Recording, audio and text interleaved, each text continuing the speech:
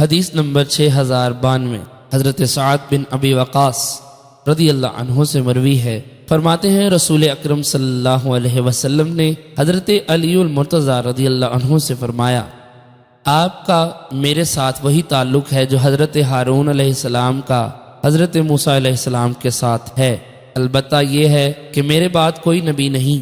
حضرت سعید بن مسیب رضی اللہ عنہ فرماتے ہیں، میں چاہتا تھا کہ حضرت سعد سے ملاقات کروں اور بلا مشافہ یہ حدیث سنوں۔ فرماتے ہیں میں نے حضرت سعد رضی اللہ عنہ سے ملاقات کی تو ان سے وہ حدیث بیان کی جو حضرت عامر رضی اللہ عنہ نے مجھ سے بیان کی تھی، اور کہا تھا کہ یہ حدیث میں نے خود سنی ہے۔ انہوں نے کہا آپ نے خود سنی ہے؟ انہوں نے اپنی دونوں انگلیاں کانوں پر رکھی اور کہا ہاں، اگر میں نے خود نہ سنی ہو تو میرے کان بہرے ہو جائیں۔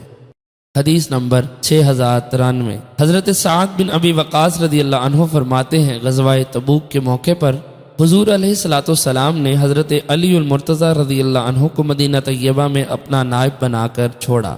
انہوں نے عرض کیا، یا رسول اللہ، آپ مجھے بچوں اور عورتوں میں چھوڑ کر جا رہے ہیں۔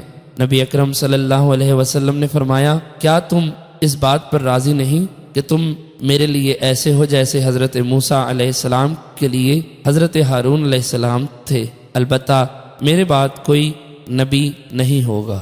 حدیث نمبر 6094 امام مسلم رحمۃ اللہ علیہ نے اس حدیث کی ایک اور سند بھی بیان کی ہے۔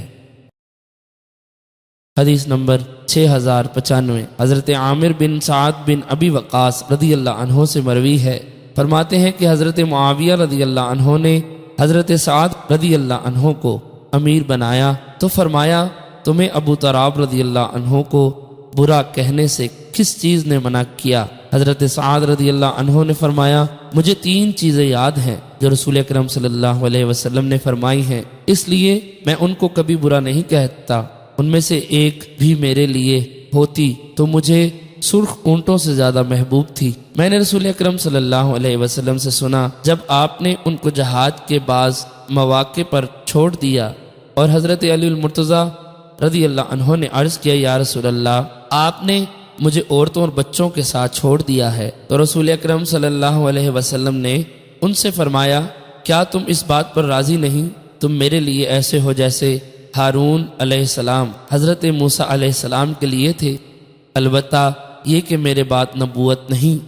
اور میں نے رسول اکرم صلی اللہ علیہ وسلم سے سنا، آپ نے خیبر کے دن فرمایا، میں ایسے شخص کو جھنڈا دوں گا جو اللہ تعالیٰ اور اس کے رسول صلی اللہ علیہ وسلم سے محبت کرتا ہے، اور اللہ تعالیٰ اور اس کا رسول اس سے محبت کرتا ہے۔ حضرت سعد رضی اللہ عنہ فرماتے ہیں، ہم سب اسی انتظار میں تھے کہ حضور علیہ السلام نے فرمایا، حضرت علی رضی اللہ عنہ کو بلاؤ۔ ان کو لایا گیا اس حال میں کہ ان کی آنکھیں دکھتی تھی۔ نبی اکرم صلی اللہ علیہ وسلم نے ان کی آنکھوں میں لعاب مبارک لگایا اور ان کو جھنڈا عطا فرمایا، چنانچہ اللہ تعالیٰ نے ان کے ہاتھ پر خیبر فتح فرمایا۔ اور جب یہ آیت کریمہ نازل ہوئی، ترجمہ، بس آپ فرما دیجئے اور ہم اپنے بیٹوں کو لائیں اور تم اپنے بیٹوں کو بلاؤ۔